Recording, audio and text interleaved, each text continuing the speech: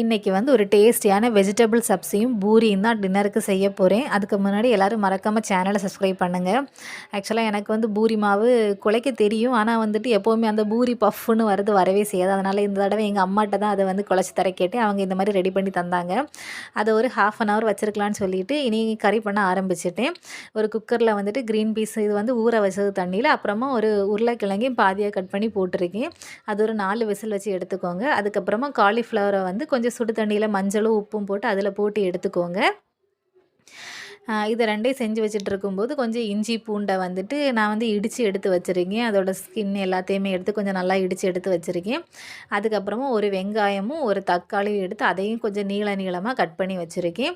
இது இவ்வளோ செஞ்சு முடிக்கும்போது அந்த இது குக்கரில் வச்சுருந்தது ஒரு 4 விசில் வந்தாச்சு. அதையும் எடுத்து வெளியே வச்சுட்டு உருளைக்கிழங்கை வந்துட்டு கொஞ்சம் சின்னதாக க்யூபாக கட் பண்ணி எடுத்துட்டேன். காலிஃப்ளவரையுமே வந்துட்டு கொஞ்சம் பெருசாக தான் தனித்தனியாக எடுத்து வச்சுட்டு இனி வந்து கிரேவி பண்ண ஆரம்பிக்கலாம். ஒரு பேன் எடுத்தாச்சு. அதில் வந்துட்டு ஆயில் ஊற்றிருக்கேன். ஆயில் ஹீட் ஆனதுமே அதில் வந்துட்டு பட்டை, பே லீஃப், அப்புறமா கொஞ்சம் பெருஞ்சீரகம் இவ்வளவுமே போட்டிருக்கேன். போட்டதுக்கப்புறமா இஞ்சி பூண்டை போட்டு நல்லா கிளறி விட்டுருக்கேன்.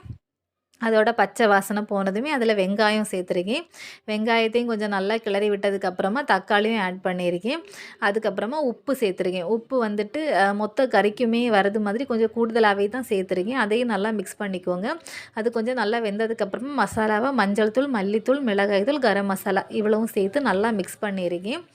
அதுக்கப்புறமா முதல்ல வந்து காலிஃப்ளவர் தான் சேர்த்துருக்கேன். ஏன்னா வந்துட்டு க்ரீன் பீஸும் உருளைக்கிழங்கும் கொஞ்சம் குக்கரில் வச்சு எடுத்ததுனால ஓரளவு வெந்து தான் இருக்குது. அதனால் காலிஃப்ளவரை போட்டு நல்லா மிக்ஸ் பண்ணி வேக வச்சுருக்கேன். அது கொஞ்சம் நல்லா வெந்து வந்ததுக்கப்புறமா நம்ம எடுத்து வச்சுருந்த காலிஃப்ளவரையும் உருளைக்கிழங்கையும் சேர்த்து நல்லா மிக்ஸ் பண்ணதுக்கப்புறமா கொஞ்சம் இதில் வந்து நீங்கள் கேரட்டு கூட சேர்த்துக்கலாம். என் கேரட் இங்கே இல்லாததுனால நான் சேர்க்கலை. கேரட்டு கூட சேர்த்தா இன்னும் நல்லாயிருக்கும். அதுக்கப்புறமா கொஞ்சம் தண்ணி கூட சேர்த்து நல்லா வேக வச்சு எடுத்துக்கோங்க. நல்லா வெந்ததுக்கப்புறமா கொஞ்சம் கொரியாண்டர் லீவ்ஸ் போட்டு கார்னிஷ் பண்ணி எடுத்தாச்சுன்னா டேஸ்டியான வெஜிடபிள் சப்ஸி ரெடி. இனி வந்து நம்ம பூரி பண்ண ஆரம்பிக்கலாம். முதல்ல வந்து பூரிக்கு எல்லாத்தையுமே எடுத்து நான் வந்து பருத்தி எல்லாமே வச்சாச்சு. அதுக்கப்புறமா எண்ணெய் சூடானதுமே நல்லா எல்லாத்தையுமே சுட்டு எடுக்க ஆரம்பிச்சிட்டேன். அப்படி எல்லா வேலையுமே முடிஞ்சாச்சு. டேஸ்டியான பூரியும் சப்ஸியும் ரெடி. நீங்களும் வீட்டில் ட்ரை பண்ணி பாருங்கள். டேஸ்ட் எப்படி இருக்குன்னு கமெண்ட்டில் சொல்லுங்கள். வீடியோ பிடிச்சிருந்தனா லைக் பண்ணுங்கள், ஷேர் பண்ணுங்கள்.